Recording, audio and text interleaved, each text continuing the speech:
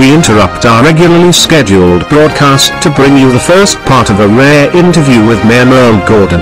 After a lunch break at a very nice restaurant, we will conclude with part 2 of the interview and will be joined by long-time council members, Jacobs, Mintz, Wachter and Goodman. I decided to award you exclusive access because you are the only member of the media that hasn't written anything negative about me. I guess that is flattering. But I was just hired last week. So what would you like to start with? How about the excellent job we do at clearing the snow from the streets? I wanted to start out asking you what you think about the idea of term limits for the mayor and council. I think it is a terrible idea. Most council members have been in place for more than a decade and are my old buddies. It works out much better for me this way. Why is that? They are very loyal. They never question or challenge anything I want. They look the other way at some of my indiscretions, and they tell everyone how wonderful I am. It sounds like they are looking out for your best interests instead of the residents. Why would they do that? It is very simple.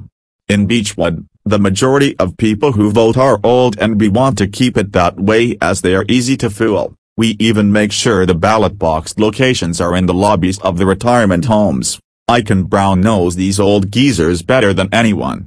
They think I can do no wrong and will vote for whoever I tell them to. Every council member knows that if they want to keep their seat, they need to be loyal to me. They play dumb, and don't question me, which is why most of them have been on council for more than a decade.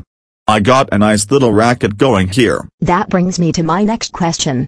Last year you received over $208,000 in taxable income from the city of Beechwood.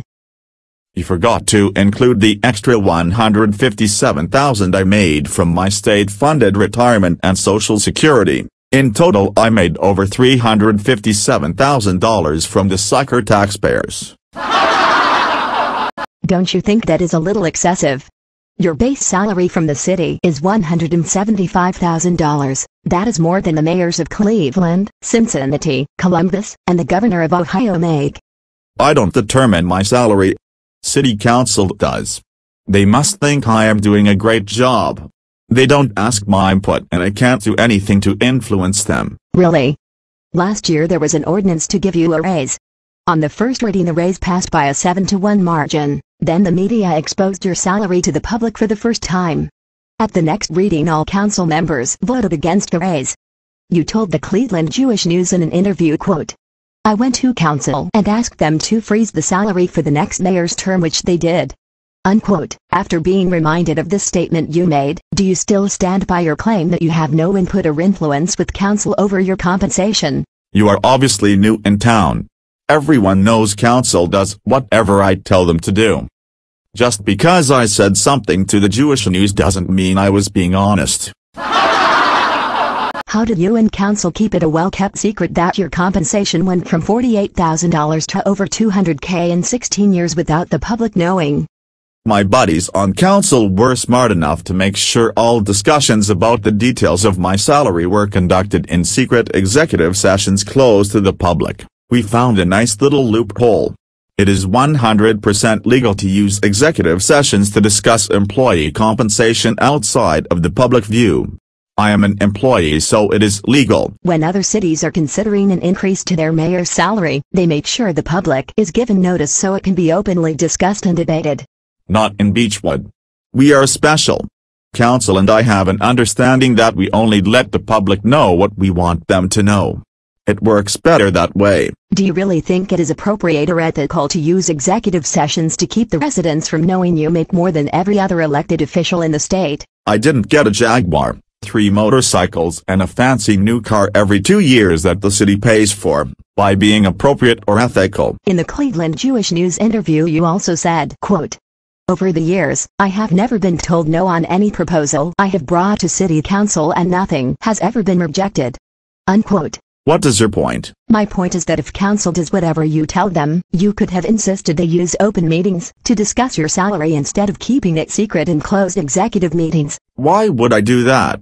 Obviously we went out of our way to make sure the public didn't know how much my buddies on council made sure I was paid. Secrecy is important. When the public found out about my salary, in order to save face, I had to volunteer to decline a raise which will cost me over 30K over the next 4 years. This seems to be a troubling pattern.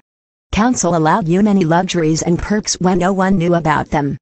However, only after the media exposed them to the public did you and council decide changes should be made.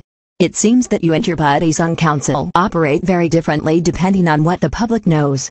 This isn't ethical and no other city operates like this.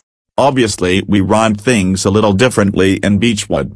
This is imperative to ensure I am able to live the luxury lifestyle I have grown accustomed to. These other mayors could learn a lot from me.